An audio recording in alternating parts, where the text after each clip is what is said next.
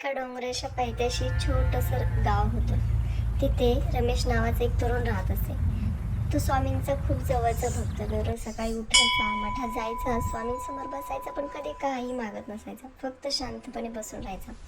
गावात त्याच्या घरची परिस्थिती मात्र खूप बिकट होती. वडिलांचा व्यापार बंद पडलेला, आई आजारी आणि दोन्ही छोट्या बहिणींचा शाळेचा खर्च. रमेश स्वतः मजुरी करत होता, पण उत्पन्न खूप कमी होतं. तरीही रमेशची काहीच तक्रार नसायची. तो म्हणायचा, स्वामी आहेत मला सांभाळायला, माझं घर सांभाळायला. त्याचा स्वामींवर खूप विश्वास असे. एके दिवशी मजुरीचं कामच मिळालं नाही आणि घरात पैसेही नव्हते. आईची औषधंही संपली होती आणि बहिणींच्या शाळेची फी भरण्याचा शेवटचा दिवस होता. रमेशचा विश्वास ढळत नव्हता, पण मन मात्र खूप जड झालं होतं. रमेश संध्याकाळी मठात गेला. स्वामींच्या मूर्तीसमोर बसून तो म्हणाला, स्वामी, मी कोसळलोय. आज खरंच मला काहीच कळत नाही, काय करावं. मी तुमच्यावर विश्वास ठेवतो, पण तुम्ही माझं ऐकताय का? त्याच्या डोळ्यात अश्रू आले, पण काही आवाज आला नाही, काही चिन्ह दिसलं नाही. स्वामी त्याला काहीच बोलले नाहीत. तो निराश झाला आणि शांतपणे घरी परतला. त्या रात्री एक चमत्कारच घडला. रमेश गाढ झोपलेला होता. त्याला स्वप्नात एक दार दिसलं.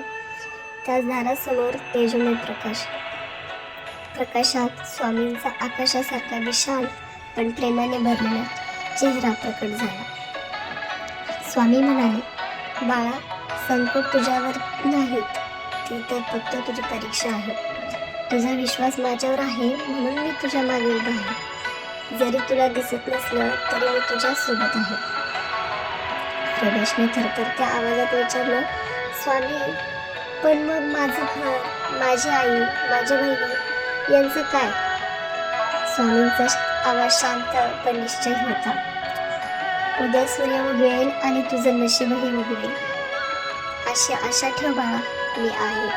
रमेश जागा झाला तेव्हा पहाटेची वेळ होती. त्याचं मन हलकं झालं होतं, डोळ्यात चमक होती. दुसऱ्या दिवशी रमेश कामाच्या शोधात बाहेर पडताच चौकात त्याला एक ओळखीचा व्यापारी भेटला. तो म्हणाला, अरे रमेश, आजपासून माझ्या दुकानात काम करशील का? पगार चांगला असेल. तुझ्यासारखा प्रामाणिक माणूस मला हवा होता.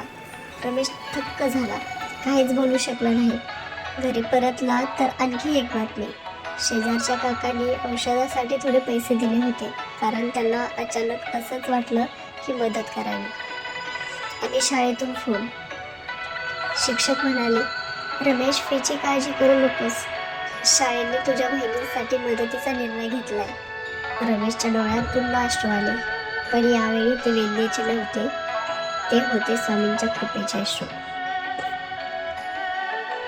त्या संध्याकाळी रमेश पुन्हा मठात गेला. स्वामींच्या मूर्तीसमोर बसून शांतपणे म्हणाला, स्वामी, तुम्ही माझं ऐकलं. आतून एक आवाज जणू आला, बाळा, मी नेहमीच ऐकतो, फक्त तुला दृढ विश्वास पाहिजे होता.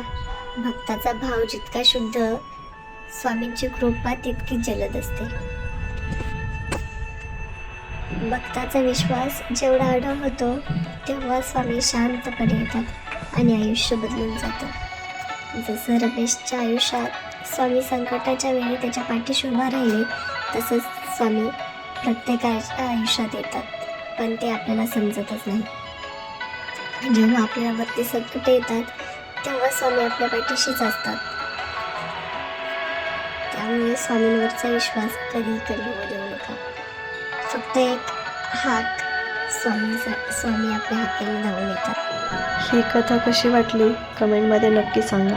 आणि अशा स्वामींच्या लीला कथा ऐकण्यासाठी आपल्या चॅनलला सबस्क्राईब करा.